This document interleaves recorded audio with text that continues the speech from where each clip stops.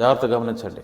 ఒక విశ్వాస పాత్రుడిలోనే విశ్వాసం ఉన్నది అని మనం తెలుసుకోవచ్చు. విశ్వాస పాత్రుడు కాని ఏ వ్యక్తిలో కూడా విశ్వాసం ఉందని ఎవ్వరూ నిరూపించలేరు.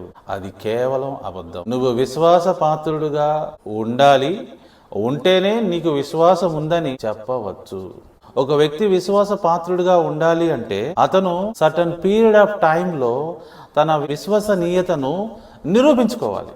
అతను నమ్మకంగా బతుకుతున్నాడని, నమ్మకంగా జీవిస్తున్నాడని కొంత పీరియడ్ ఆఫ్ టైంలో నిరూపించుకోవాలి. అప్పుడు నిన్ను విశ్వాస పాత్రుడు అంటారు, అప్పుడు నీలో విశ్వాసం ఉంది అని చెప్పవచ్చు. మీరు ఏ విషయంలో విశ్వాస పాత్రులుగా ఉన్నారు? గత 10 సంవత్సరాలుగా ఏ విషయంలో విశ్వాస పాత్రులుగా ఉన్నారు? మీరు ఆ విషయంలో విశ్వాసం ఉందని అర్థం. అసలు దేనికైనా విశ్వాస పాత్రులుగా ఉన్నారా?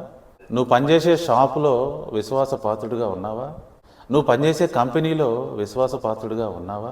మీ ఇంట్లో మీ తల్లిదండ్రులకి విశ్వాస పాత్రుడుగా ఉన్నావా? నీ భర్తకి నువ్వు విశ్వాస పాత్రుడుగా ఉన్నావా? నీ భార్యకి నువ్వు విశ్వాస పాత్రుడుగా ఉన్నావా? నీ దేశానికి నువ్వు విశ్వాస పాత్రుడుగా ఉన్నావా? నీ సంస్థకి నువ్వు విశ్వాస పాత్రుడిగా ఉన్నావా? నీకు అప్పగించబడిన పనికి నువ్వు విశ్వాస పాత్రుడిగా ఉన్నావా?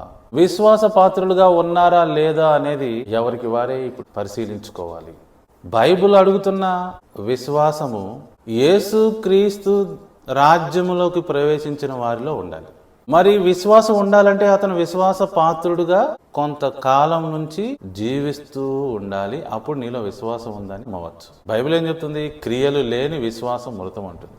అంటే ఏంటి? సర్టన్ పీరియడ్ ఆఫ్ టైంలో నువ్వు విశ్వాస పాత్రుడిగా జీవిస్తే గానీ నీలో విశ్వాసం ఉందని అప్పుడు తెలుసుకోవచ్చు.